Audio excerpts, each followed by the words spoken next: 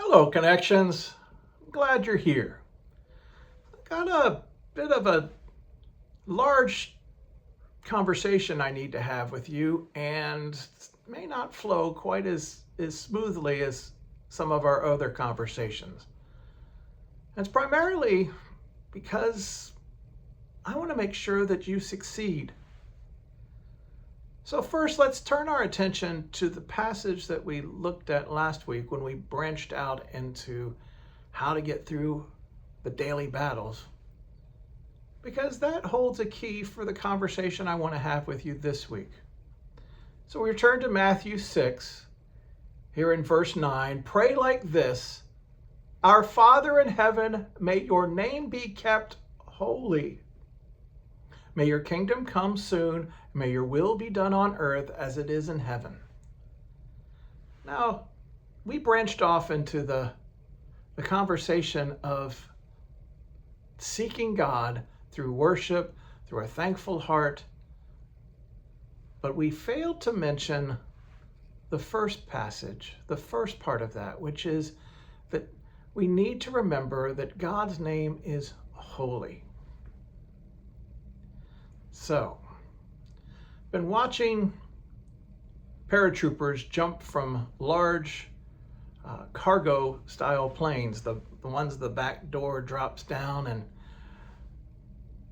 was especially paying attention to the high altitude, the halo jumps that are often performed by special forces. What I recognize and what I admire about the military is their training. There's people that are charged with just making sure that those paratroopers are over the right target.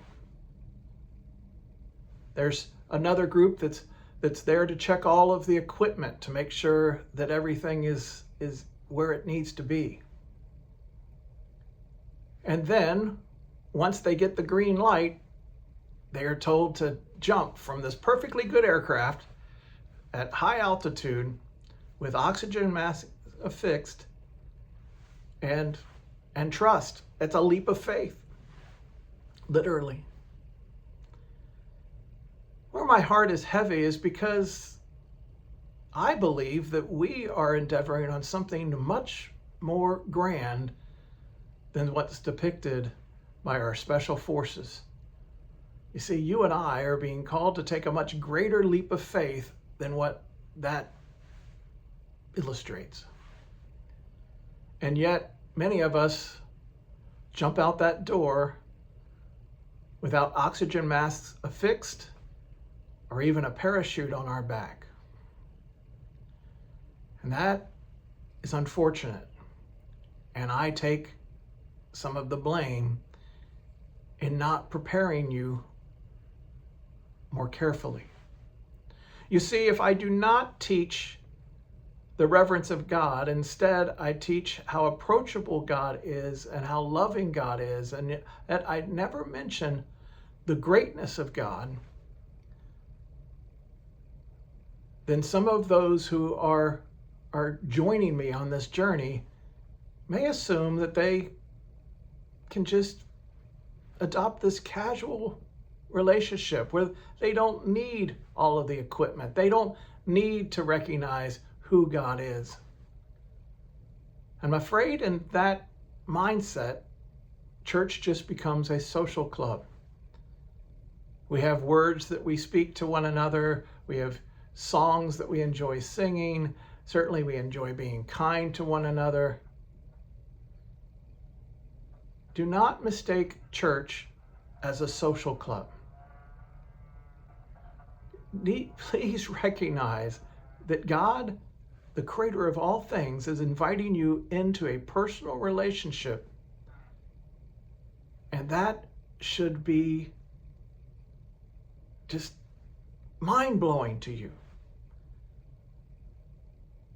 If you stand in God's presence and do not feel reverence for God, then I have sent you out the back of that plane without a parachute. So this week we are going to correct that wrong and make sure all of us are properly equipped and recognizing the heart that we approach God's throne is proper. Got Sonscreen. Your God might be small, my God is greater. Now, some of the Sonscreen aspect of this and this passage that we're going to use as kind of our touchstone this week, that'll all come into more clarity as we get through our week. But know that if you are taking your relationship with God lightly, that you are in danger. I have been ministering to those that God has wanted in his family and to have the invitation to join me on this journey for over 20 years. And the number of people that I have witnessed not take their relationship with God seriously, and because of that do more damage to themselves than if they had ever began this journey with me,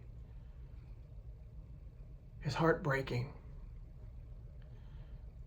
And that number continues to grow. And I don't want you to be the next casualty. So hear what I have to share with you this week and recognize who you are being called into relationship with so that you will prosper and not fail. So our guiding passage, for all that is secret will eventually be brought into the open, and everything that is concealed will be brought to light and made known to all. And that's found in Luke 8. Everything is already all known by God. You know, my favorite psalm is 139, and that is about being fully known by God. So much so that God knows us better than we know ourselves. And yet, if we don't have reverence for God, we tend to take it lightly and believe that we can be one person while at church and another person while we're away from church. And that just is never going to get you where you desire to be. So today, our first stop is to answer the question, how great is God?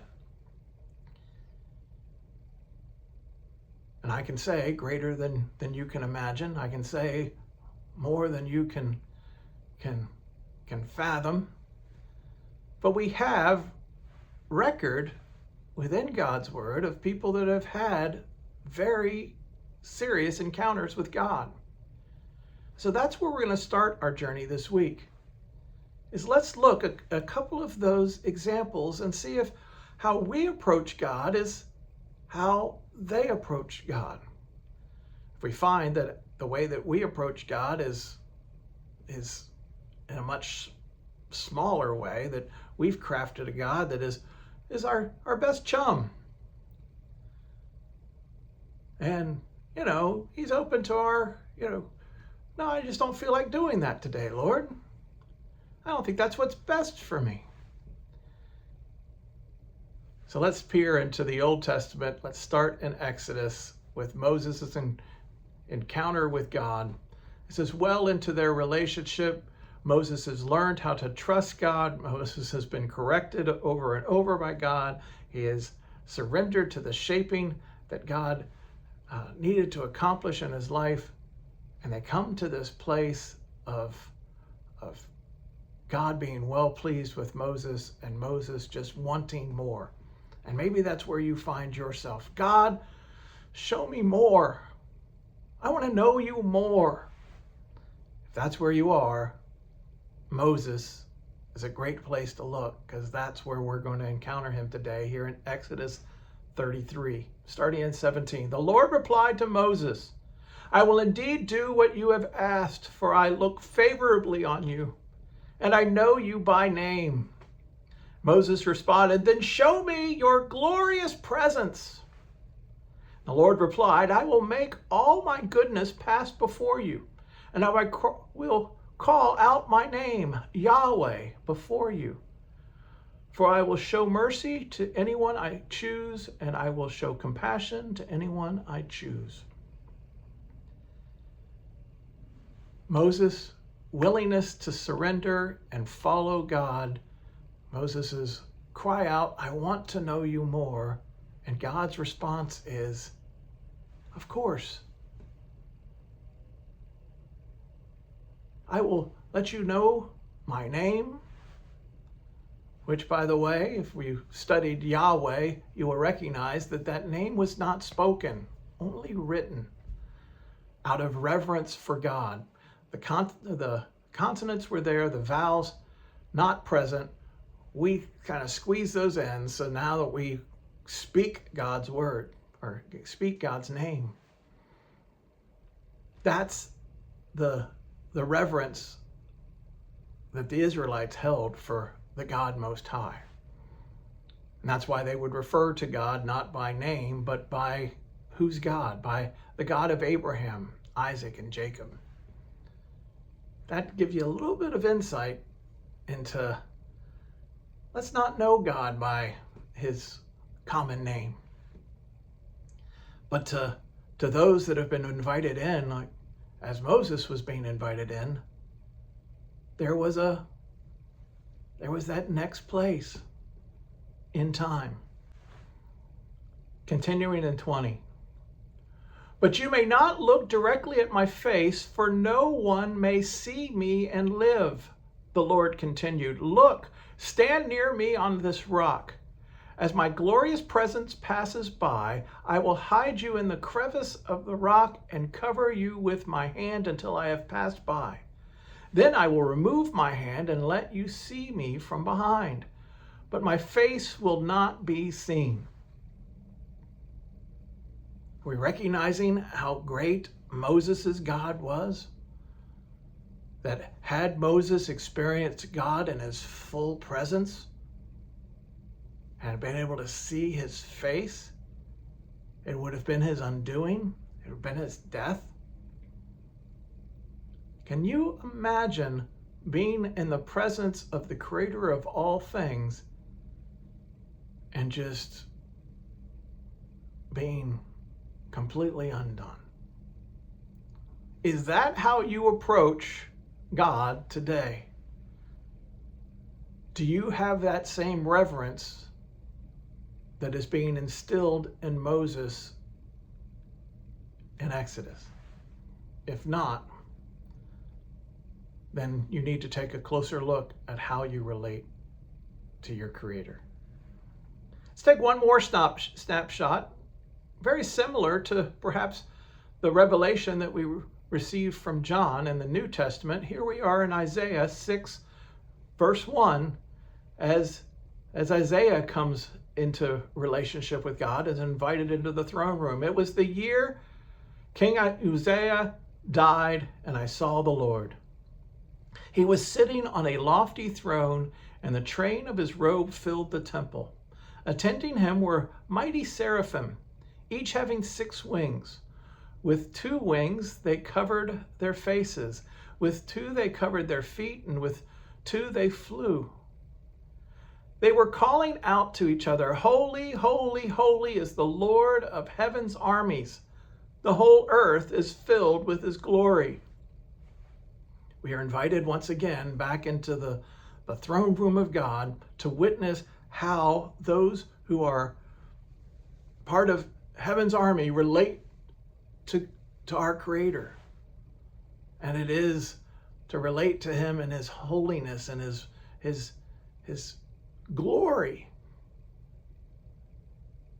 And Isaiah gets caught up in just describing the sheer majesty of those who are attending to God. Their voices shook the temple to its foundations, and the entire building was filled with smoke. And then I said, it's all over. I am doomed, for I am a sinful man. I have filthy lips, and I live among a people with filthy lips, yet I have seen the King, the Lord of heaven's armies. hopefully these passages that we've shared this morning help emphasize to you just how great your God is, and that he deserves your reverence. If you are to continue in this journey with God, you must recognize that God, you are standing in God's presence, you are being counted as one of God's children, and that comes with a responsibility. And it's not one to be taken lightly. Jasmine spoke of Ananias and Sapphira in Sunday's sermon. And if we can point to where they got off to a wrong step with God, it was by adopting too much of a casual relationship with the God Most High, to where they thought it was just a social club. And Barnabas was getting all of the praise and all of the glory, and oh, well, we'll just follow in the same kinds of gesture, and we'll receive the same type of response. We'll be heroes. And God quickly pronounced on that day that you are messing with the God Most High, and this is not a social club. This is the family of Christ. And I'm approachable, and I want what's best for you, but never forget who I am. And that is the same thread that we pulled last week of, it's not because God is this egotistical Godhead. It's that God cares about you and recognizes that if you try to live 1 foot in and behave in church, but continue in a sinful life, that it is more dangerous for you than living a sinful life. Those who have not been reached but are living a worldly life have greater opportunities than those that have been part of church but refuse to recognize God's reverence. And that's what I need the church to hear. And I want to apologize if I have ever communicated to you that a casual relationship with God was an appropriate relationship with God. It is true, he wants to meet you where you are, but the expectation is when he gets a hold of you that you turn and more like Moses or more like Isaiah are thrilled that the God, the creator of all things, has chosen you. I am undone. I live in a world filled with sin. I myself am a sinner, and I stand before the King of Kings, the Lord of Lords. We're going to pick up that thread tomorrow. In part 2, we're going to turn our attention to Jesus and how now that Jesus has been revealed and we live in the church age, that we have even greater responsibility than Moses and Isaiah. Till then, know that I love you and I miss you, and please be good.